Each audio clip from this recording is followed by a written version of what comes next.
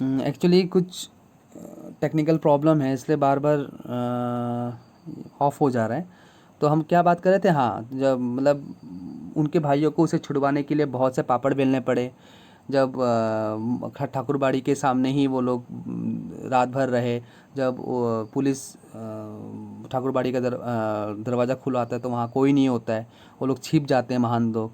और जब उस बुजुर्ग आदमी से पूछते कि यहाँ पे कोई आदमी है, तो वो भी मना कर देता है, ठीक है ना। लेकिन बाद में जब एक बंद रूम से जब आवाज़ सुनाई देती है, तो वो पुलिस लोग उस रूम को खुलवाते हैं और उसी रूम से कौन निकलता है, हरिहर काका निकलते हैं। लेकिन घर में जाने के बाद भी क्या होता है, अब उसका भाई लोग भी उसके साथ वैसा ही व्यवहार करते हैं, ठीक है ना।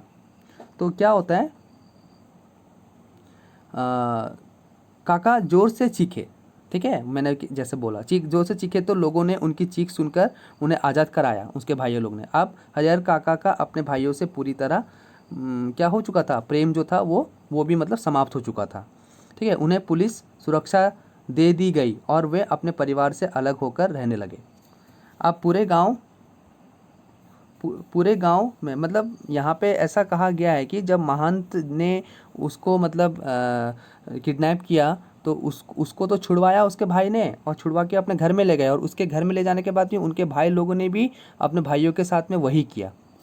हाँ, अपने हरिहर काका के साथ भी वही चीज़ किया जो चीज़ महान ने किया था। लेकिन बाद में क्या हुआ, पुलिस ने उसे छुड़वाया, छुड़वाने के बाद में उसे मतलब सुरक्षा दिया गया, और सुरक्षा दिया गया और वो अलग रहने लगे।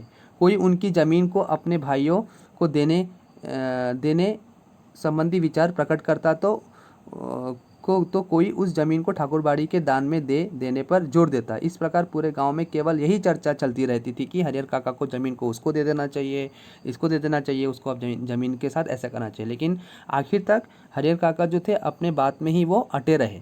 कौन सी बात में, कि जब तक मैं जीवित हूँ अपना ज़मीन किसी को भी नहीं दूंगा, ठीक है। ये देखो यहाँ पे पिक्चर भी है किस तरह से उसे बांध के रखा गया था क्या ठाकुरबाड़ी में, ठीक है।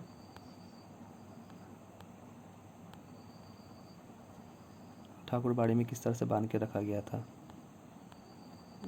किस तरह से उसके भाई लोगों ने उसके ऊपर में अत्याचार किया था, इसका भी पिक्चर दिया गया है। डंडे लेकर कैसे उसको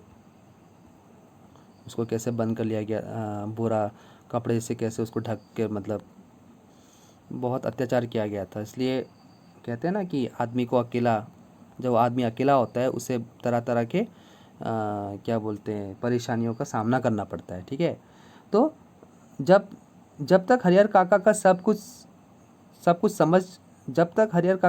समझ चुके थे, इन घटनाओं का उन पर इतना बहुत नकारात्मक प्रभाव पड़ा था, ठीक है ना। जब तक बोलते ना कि मेरे साथ भी अगर मैं किसी को अगर इतना मानता हूँ, प्रेम करता हूँ, अगर मुझे उसके बारे में सच्चाई पता चल जाएगा, तो मेरे मन में भी उसके प्रति नेगेटिविटी, नकारात्मक जो विचार है वो पैदा हो जाएंगे। जिस तरह से हरिहर काका को भी शौक लगा था, अपने भाइयों के प्रति नकारात्मक विचार उसके मन में आ चुके थे, और ठाकुरबाड़ी के प्रति भी नकारात्मक विचार उसके मन में आ चुके थे।